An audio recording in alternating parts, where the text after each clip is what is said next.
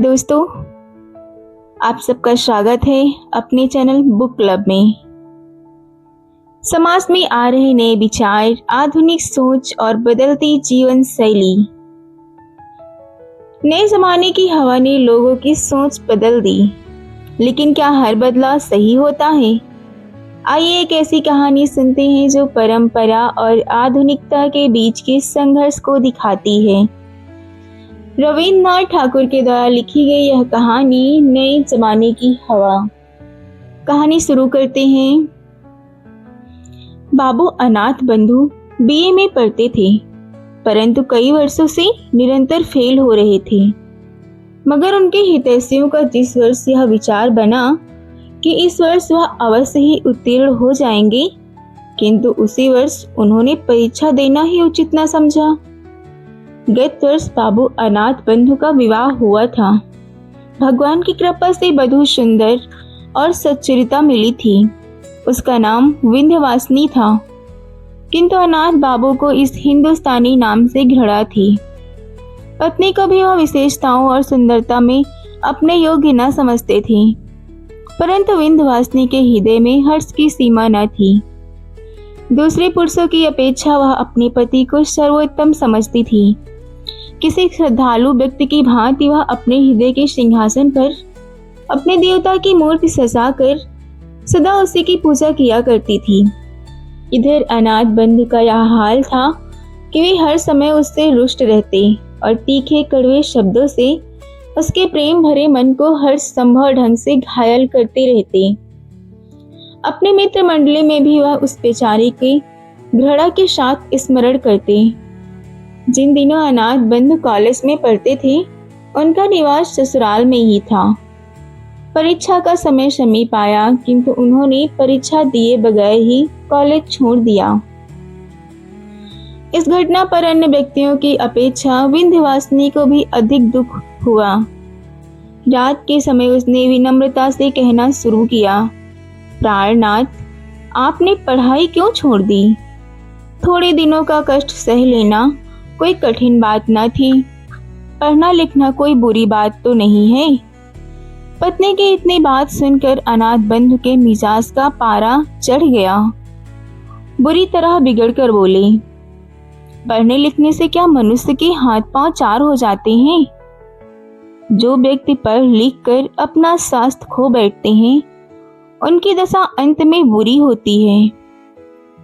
पति का उत्तर सुनकर विंध्यवासिनी ने इस प्रकार स्वयं को सांत्वना दी कि जो मनुष्य गधे या बैल की भांति कठिन परिश्रम करके किसी न किसी प्रकार सफल भी हो गए, परंतु कुछ न बन सके, तो फिर उनका सफल होना ना के बराबर है। इसके दूसरे दिन पड़ोस में रहने वाली एक सहेली कमला ने विंध्यवासिनी को बताया, आज हमारे भाई बीए की परीक्षा उत्तीर्ण कर लिए। उनको बहुत कठिन परिश्रम करना पड़ा, किंतु भगवान की कृपा से परिश्रम सफल हुआ। कमला की बात सुनकर विंध्य ने समझा कि यह मेरे पति की हंसी उड़ाने आई है, पर वह सहन कर गई और तभी आवाज में बोली, बहन, मनुष्य के लिए बीए पास कर लेना कोई कठिन बात नहीं, परंतु बीए पास कर लेने से होता क्या है? विदेशों में लोग बीए और एमए पास व्यक्तियों को घृणा की दृष्टि से देखते हैं। विंध्यवासिनी ने जो बातें कमला से कही थी, वे सब उसने अपने पति से सुनी थी। नहीं तो उस बेचारी को विलायत का हाल क्या मालूम था। कमला आई तो थी हर्ष का समाचार सुनाने, किंतु अपनी प्रिय सहेली के मुख से ऐसे शब्द सुनकर उसको बहुत दुख हुआ। वह समझदार लड़की थी, अतः उसने अपने मन के भाव प्रकट न होने दिए। उल्टा विनम्र होकर बोली, बहन, मेरा भाई तो विलायत गया ही नहीं, और ना मेरा विवाह ऐसे व्यक्ति से हुआ है जो विलायत होकर आया हो। इसीलिए विलायत का हाल मुझे कैसे मालूम हो सकता है? कहकर कमला अपने घर चली गई। किंतु कमला का विनम्र स्वर होते हुए भी ये बातें विंध्य को अत्यंत कटु प्रतीत हुई। वह उन बातों का उत्तर तो क्या देती, हाँ, एकांत में बैठकर रोने अवश्य लगी। इसके कुछ दिनों पश्चात एक अजीब घटना घटित हुई जो विशेषतः वर्णन करने योग्य है। कलकत्ता से एक धनवान व्यक्ति जो विंध्य के पिता राजकुमार बाबू के मित्र थे, अपने कुटुंब सहित आए और राजकुमार बाबू के घर अतिथि बनकर रहने लगे। चूंकि उनके साथ कई अन्य व्यक्ति और नौकर चाकर थे, इसीलिए राजकुमार बाबू ने अनाथ बंधु वाला कमरा भी उन्हीं को सौंप दिया और अनाथ बंधु के लिए एक छोटा सा कमरा साफ कर दिया। यह बात अनाथ बंधु को बहुत बुरी लगी। तीव्र क्रोध की दशा में वह विंध्यवासिनी के पास गए और ससुराल की बुराई करने लगे। साथ ही साथ निरापाधिनी को भी 2-4 बातें सुनाई। विंध्य बहुत व्याकुल और चिंतित हुई, किंतु वह मूर्ख न थी। उसके लिए अपने पिता को दोषी ठहराना योग्य न था, अतः उसने पति को समझा बुझाकर शांत किया। इसके बाद एक दिन अवसर पाकर पति से कहा, अब यहाँ रहना ठीक नहीं, आप मुझे अपने घर ले चलिए। इस स्थान पर रहने में हमारा सम्मान नहीं है। अनाथ बंधु परले सिरे के घमंडी व्यक्ति थे। उनमें दूरदर्शिता की भावना बहुत कम थी। अपने घर पर कष्ट से रहने की अपेक्षा उन्होंने ससुराल का अपमान सहना अच्छा समझा, इसीलिए आनाकानी करने लगे। किंतु विंध्यवासिनी न मानी और बोली, यदि आप जाना नहीं चाहते तो मुझे अकेली को भेज दीजिए। कम से कम मैं ऐसा अपमान सहन नहीं कर सकती। इस पर अनाथ बंधु विवश हो घर जाने को तैयार हो गए। चलते समय माता पिता ने विंध्य से कुछ दिन और रहने के लिए कहा, किंतु विंध्य ने कोई उत्तर न दिया। यह देखकर माता पिता के हृदय में शंका हुई। उन्होंने कहा, बेटी विंध्य, यदि हमसे कोई ऐसी वैसी बात हुई हो तो उसे भुला देना। बेटी ने नम्रता पूर्वक पिता के मुंह की ओर देखा, फिर बोली, पिताजी, हम आपके ऋण से भी उऋण नहीं हो सकते। हमारे दिन सुख से बीते। और कहते कहते विंध्य का गला भर आया, आंखों से आंसू बहने लगे। इसके पश्चात उसने हाथ जोड़कर माता पिता से विदा चाही और सबको रोता हुआ छोड़कर पति के साथ चल दी। कलकत्ता के धनवान और ग्रामीण जमींदारों में बहुत बड़ा अंतर है। जो व्यक्ति सर्वदा नगर में रहा हो उसे गांव में रहना अच्छा नहीं लगता, किंतु विंध्य ने पहली बार नगर के बाहर कदम रखने पर भी किसी प्रकार का कष्ट प्रकट न किया, बल्कि ससुराल में हर प्रकार से प्रसन्न रहने लगी। इतना ही नहीं, उसने अपनी नारी सुलभ चतुरता से बहुत शीघ्र अपनी सास को मन मोह लिया।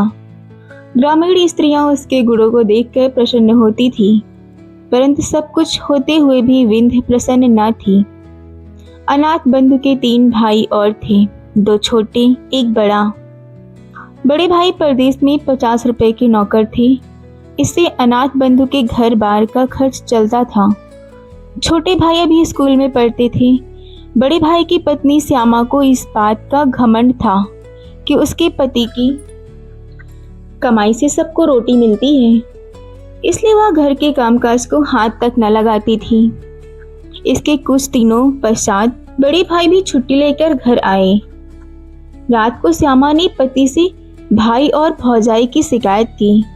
पहले तो पति ने उसकी बातों को हंसी में उड़ा दिया, परंतु जब उसने कई बार कहा तो उन्होंने अनाथ बंधु को बुलाया और बोले, भाई, 50 रुपए में हम सबका गृहस्थ नहीं चल सकता। अब तुमको भी नौकरी की चिंता करनी चाहिए। इन शब्दों को उन्होंने बड़े प्यार से कहा था, परंतु अनाथ बंधु बिगड़कर बोले, भाई साहब, 2 मुट्ठी अन्न के लिए आप इतने रुष्ट होते हैं? नौकरी तलाश करना कोई बड़ी बात नहीं, किंतु हमसे किसी की गुलामी नहीं हो सकती। इतना कहकर वह भाई के पास से चले गए। इन्हीं दिनों गांव के स्कूल में 3rd मास्टर का स्थान खाली हुआ था। अनाथ बंधु की पत्नी और उनके बड़े भाई ने उस स्थान पर उनसे काम करने के लिए बहुत कहा, किंतु उन्होंने ऐसी तुच्छ नौकरी स्वीकार न की। क्योंकि अनाथ बंधु के मन में तो केवल विलायत जाने की धुन सवाई थी। एक दिन अपनी पत्नी से कहने लगे, देखो आजकल विलायत गए बिना मनुष्य का सम्मान नहीं होता और ना अच्छी नौकरी मिल सकती है, इसलिए हमारा विलायत जाना आवश्यक है। तुम अपने पिता से कहकर कुछ रुपए मंगा दो तो हम चले जाएं। विलायत जाने की बात सुनकर विंध्य को बहुत दुख हुआ। पिता के घर से रुपया मंगाने की बात से तो उस बेचारे की जान ही निकल गई। दुर्गा पूजा के दिन समीप आए तो विंध्य के पिता ने बेटी और दामाद को बुलाने के लिए आदमी भेजा। विंध्य खुशी खुशी मैके आई। माँ ने बेटी और दामाद को रहने के लिए अपना कमरा दे दिया। दुर्गा पूजा की रात को यह सोचकर कि पति ने न जाने कब वापस आए, विंध्य प्रतीक्षा करते करते सो गई। सुबह उठी तो उसने अनाथ बंधु को कमरे में न पाया। उठकर देखा तो माँ का लोहे का संदूक खुला पड़ा था। सारी चीजें इधर उधर बिखरी पड़ी थी और पिता का छोटा कैश बॉक्स जो उसके अंदर रखा रहता था गायब था। विंध्य का हृदय धड़कने लगा। उसने सोचा कि जिस बदमाश ने चोरी की है उसी के हाथों पति को भी हानि पहुंची है। परंतु थोड़ी देर बाद इसकी दृष्टि एक कागज के टुकड़े पर पड़ी। वह उठाने लगी तो देखा कि पास ही कुंजियों का एक गुच्छा पड़ा है। पत्र पढ़ने से मालूम हुआ कि उसका पति आज ही प्रातः जहाज पर सवार होकर विलायत चला गया है। पत्र पढ़ते ही विंध्य की आंखों के सामने अंधेरा छा गया। वह दुख के घात से जमीन पर बैठ गई और आंचल से मुंह ढांप कर रोने लगी। आज सारे बंगाल में खुशियां मनाई जा रही थी, किंतु विंध्य के कमरे का दरवाजा अब तक बंद था। इसका कारण जानने के लिए विंध्य की सहेली कमला ने दरवाजा खटखटाना आरंभ किया, किंतु अंदर से कोई उत्तर ना मिला तो वह दौड़कर विंध्य की माँ को बुला लाई। माँ ने आवाजें दी, विंध्य अंदर क्या कर रही है? दरवाजा तो खोल। माँ की आवाज पहचान कर विंध्य ने झट आंसुओं को पोंछ डाला और कहा, माँ, पिताजी को बुला लो।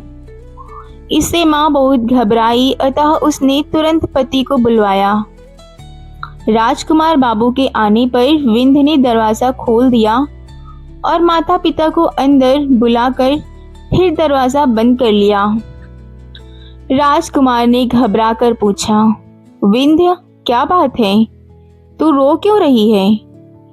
यह सुनते ही विंध्य पिता के चरणों में गिर पड़ी और कहने लगी, पिताजी, मेरी दशा पर दया करो, मैंने आपका रुपया चुराया है। राजकुमार आश्चर्यचकित रह गए। उसी हालत में विंध्य ने फिर हाथ जोड़कर कहा, पिताजी, इस अभागिन का अपराध क्षमा कीजिए। स्वामी को विलायत भेजने के लिए मैंने यह नीच कर्म किया है। अब राजकुमार को बहुत क्रोध आया। डांट कर बोला, दुष्ट लड़की, यदि तुझे रुपए की आवश्यकता थी तो हमसे क्यों ना कहा? विंध्य ने डरते डरते उत्तर दिया, पिताजी, आप उनको विलायत जाने के लिए रुपया न देते। जिस विंध्य ने कभी माता पिता से रुपए पैसे के लिए विनती तक न की थी, आज वह पति के पाप को छिपाने के लिए चोरी का इल्जाम अपने ऊपर ले रही है। विंध्यवासिनी पर चारों ओर से घृणा की बौछारें होने लगी। बेचारी सब कुछ सुनती रही किंतु मौन थी। तीव्र क्रोधावेश की दशा में राजकुमार ने बेटी को ससुराल भेज दिया। समय बीतता गया किंतु अनाथ बंधु ने विंध्य को कोई पत्र ना लिखा और न अपनी माँ की ही कोई शुद्ध बुद्ध ली। पर जब आखिरकार सब रुपए जो उनके पास थे खर्च हो गए तो बहुत ही घबराए और विंध्य के पास एक तार भेजकर तकाजा किया। विंध्य ने तार पाते ही अपने बहुमूल्य आभूषण बेच डाले और उसे जो मिला वह अनाथ बाबू को भेज दिया। अब क्या था, जब रुपयों की आवश्यकता होती तो वह झट विंध्य को लिख देते और विंध्य से जिस तरह बन पड़ता अपने रहे सहे आभूषण बेचकर उनकी आवश्यकताओं को पूरा करती रहती। यहाँ तक कि उस बेचारे के पास कांच की 2 चूड़ियों के सिवाय कुछ भी शेष ना रहा। अब अभागी विंध्य के लिए संसार में कोई शेष सुख ना रहा। संभवतः वह किसी दिन दुखी हालत में आत्महत्या कर लेती, किंतु वह सोचती कि मैं स्वतंत्र नहीं, अनाथ बंधु मेरे स्वामी हैं। इसीलिए कष्ट सहते हुए भी वह जीवन के दुख उठाने पर विवश थी। अनाथ बंधु के लिए यह जीवित रहकर अपना कर्तव्य पूरा कर रही थी, किंतु चूंकि उसके लिए वह विरह का दुख सहना कठिन हो गया था, इसीलिए विवश होकर उसने पति के नाम वापस आने के लिए पत्र लिखा। इसके थोड़े दिनों बाद अनाथ बैरिस्ट्री पास करके साहब बहादुर बने हुए वापस आ गए, परंतु देहात में बैरिस्टर साहब का निर्वाह होना कठिन था। इसीलिए पास ही के एक कस्बे में होटल में आश्रय लेना पड़ा। विलायत रहकर अनाथ बंधु के रहन सहन में बहुत अंतर आ गया था। वह ग्रामीणों से घृणा करते थे। उनके खान पान और रहन सहन के तरीकों से यह भी मालूम न होता था कि वह अंग्रेज हैं या हिंदुस्तानी। विंध्य यह सुनकर बहुत प्रसन्न हुई कि स्वामी बैरिस्टर होकर आए हैं, किंतु मां उनकी बिगड़ी हुई आदतों को देखकर बहुत व्याकुल हुई। अंत में उसने भी यह सोचकर दिल को समझा लिया कि आजकल का जमाना ही ऐसा है, इसमें अनाथ बंधु का क्या दोष। इसके कुछ समय पश्चात एक बहुत ही दर्द भरी घटना घटित हुई। बाबू राजकुमार अपने कुटुंब सहित नाव पर सवार होकर कहीं जा रहे थे कि सहसा नौका जहाज से टकराकर गंगा में डूब गई। राजकुमार तो किसी प्रकार बच गए, किंतु उनकी पत्नी और पुत्र का कहीं पता न चला। अब उनके कुटुंब में विंध्य के सिवाय कोई दूसरा शेष न रहा था। इस दुर्घटना के पश्चात एक दिन राजकुमार बाबू विकल अवस्था में अनाथ बंधु से मिलने आए। दोनों में कुछ देर बातचीत होती रही। अंत में राजकुमार ने कहा, जो कुछ होना था सो तो हुआ, अब प्रायश्चित करके अपनी जाति में सम्मिलित हो जाना चाहिए, क्योंकि तुम्हारे सिवाय अब दुनिया में हमारा कोई नहीं। बेटा या दामाद जो कुछ भी हो अब तुम हो। अनाथ बंधु ने प्रायश्चित कर लिया। पंडितों से सलाह ली गई तो उन्होंने कहा, यदि इन्होंने विलायत में रहकर मांस नहीं खाया है तो इनकी शुद्धि वेद मंत्रों द्वारा की जा सकती है। यह समाचार सुनकर विंध्य हर्ष से फूली न समाई और अपना सारा दुख भूल गई। आखिर प्रायश्चित की रस्म अदा करने के लिए एक दिन निश्चित किया गया। बड़ी आनंद का समय था। चारों ओर वेद मंत्रों की गूंज सुनाई देती थी। प्रायश्चित के पश्चात ब्राह्मणों को भोजन कराया गया और इसके परिणाम स्वरूप बाबू अनाथ बंधु नए सिरे से बिरादरी में सम्मिलित कर लिए गए। परंतु ठीक उसी समय जब राजकुमार बाबू ब्राह्मणों को दक्षिणा दे रहे थे, एक नौकर ने कार्ड लिए हुए घर में प्रवेश किया और राजकुमार से कहने लगा, बाबूजी, एक मैम आई हैं। मैम का नाम सुनते ही राजकुमार बाबू चकराए। कार्ड पढ़ा। उस पर लिखा था, मिसेज अनाथ बंधु सरकार। इससे पहले कि राजकुमार बाबू हाँ या ना में कुछ उत्तर देते, एक गोरे रंग की यूरोपियन युवती खटखट करती अंदर आ उपस्थित हुई। पंडितों ने उसको देखा तो दक्षिणा लेना भूल गए। घबराकर जिधर जिसके सींग समाये निकल गए। इधर मेम साहिबा ने जब अनाथ बंधु को न देखा तो बहुत विकल हुई और उनका नाम ले लेकर आवाजें देने लगी। इतने में अनाथ बंधु कमरे से बाहर निकले। उन्हें देखते ही मेम साहिबा माय डियर कहकर झट से उनसे लिपट गई। यह दशा देखकर घर के पुरोहित भी अपना बोरिया बांधना संभाल कर विदा हो गए। उन्होंने पीछे मुड़कर भी न देखा।